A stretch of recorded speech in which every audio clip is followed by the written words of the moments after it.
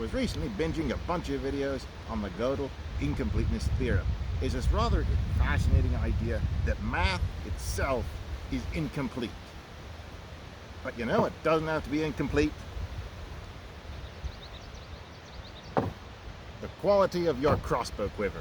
I recently did some tests on some pork ribs, testing out an approximation of a woodland animal. And I've been wondering since then, what can I do to take it up another notch? Well, I think I found something. Let's have a look. That's right, our broadheads are going to be tested against a giant lump of cow bone. So here are our contestants. We have the Ashby point, which broke in the last test. So this one is actually out. Although, being stainless, it did stay the shiniest. Whoop-de-doo. Then, taking its place, so we have a trio to actually work with, the Edgetac 775 grain point. And then we have the Vantage Point Archery. This is their newer single bevel line in their premium tool steel. And then we have the Tuffhead Evolution Series Gen 1, which, yeah, yes, it should be less rusty, but these got left in my shed for a while, so, you know, just got to deal with that. Okay, so, tell you what, the professional trained monkey servants, they've gone ununionized. They're going to be way, way too expensive. So, I'll tell you what, strike the monkey servants and double the wet food. Huh? What do you say?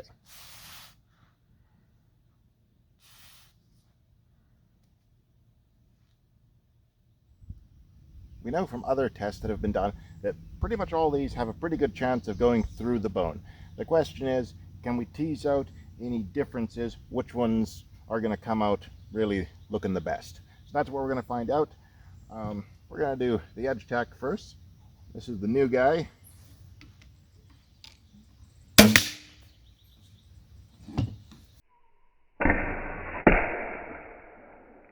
See here. There's our point. There's a good heavy burr on this side. This side's clean, so I'm guessing this side took all the punishment. Took out a big chunk there, and that broke somehow. That wasn't separate pieces of bone, was it? Oh, that's... Huh. Well, somehow that cracked in that particular manner. Okay, next we will do the Vantage Point Archery Premium Steel Single Bevel in 300 grains.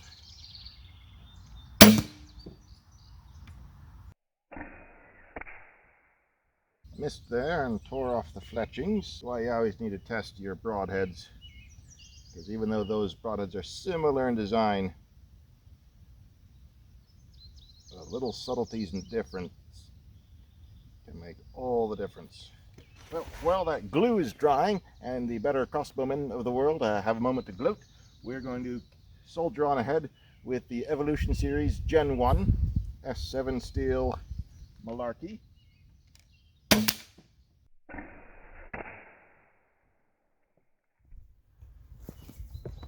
Okay, so, alright, so there is the chunk we took out there, and there's another separation right here. So these must be like two separate bones that fuse together or something like that. I'm no cowologist, but I'm guessing that's what's going on there. And then inside of our target, entered the side and snapped, and then poked out the side very conveniently for me, so I'd, you know, less likely to kill myself trying to dig it out. I almost forgot to look at the broadhead. It is in very good shape. Okay. Rigorous petting regimen.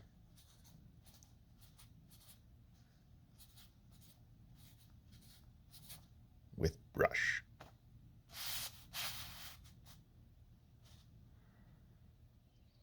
The glue on the Vantage Point Archery appears to be dry enough, so let's give it a second go here.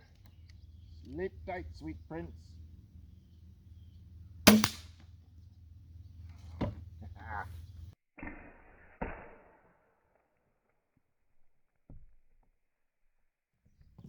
And there is the bone pretty well shattered. So we have successfully hit and split a piece of cowbone with all of our contestants.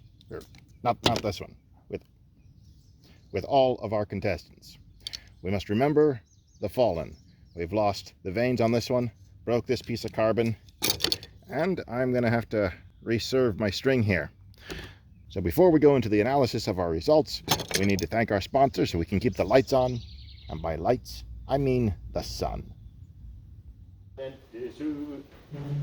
Oh, I didn't see you walk in. Say, have you ever found yourself, torch and pitchfork in hand, marching up to the mad scientist's lair to bring an end to whatever abomination they've seen fit to come up with next, and you thought to yourself, this kind of stinks? Well, no more. Introducing Angry Peasant Scented Torches. APST is the first in a line of handheld, odorant-enhanced illumination devices. Turn your mad march on the monster-baking mansion into a suavely scented surf de soiree of elegance. Get our heaven-sent starter kit, including dragon halitosis, unicorn pheromones, or dungeon musk. Not sure what to get? Fill out our Nobody Knows questionnaire, and we will waft suggestions your way. Glorious odors like Yuletide pine, napalm sunrise, strawberry shortcake surprise, and many more. Worried that your mad dash at the monster's lair will leave you aesthetically unbalanced? With our new Get a Grip search function, you will always be able to find a torch handle that matches your pitchfork, guaranteed. It's pretty obvious from my choice of broadhead styles that I have to mention Ed Ashby.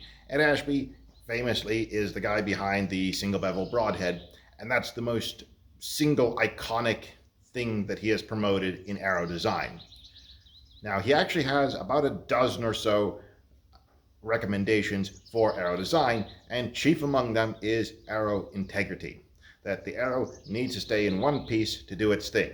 Ironically, the broadhead that bears his name failed. Now, this was Alaska bow hunting's idea to name it after him, not Ed Ashby's. There's history of that, so ignore that.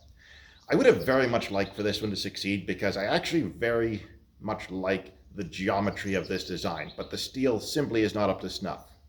One of the things he recommends is that the ferrule go the full length of the arrow, and the ferrule stops, about a full finger's width from the end, which means that that whole thinner section up front has to fend for itself, and then you make it out of a cheap, brittle, stainless. No, I'm not going to recommend those to anyone. The Edgetac. Now, you'll notice the ferrule stops short, but it's vastly thicker. The ferrule is just there to provide a smooth transition from the point to the carbon. And it's a little bit shorter than Ashby recommends, but I view Ashby's point as more guidelines than rules. It's like, maybe try this is the way I view it, not like hard rules. This did very, very well. The Edge took the most damage of all of these. It also has enough meat on this that we could just grind it back and we'll be ready to go again. If I were Edgetac, I would look at getting a slightly harder steel. Not this hard, but just a little bit harder so we get a little less edge rolling. But all in all, very good.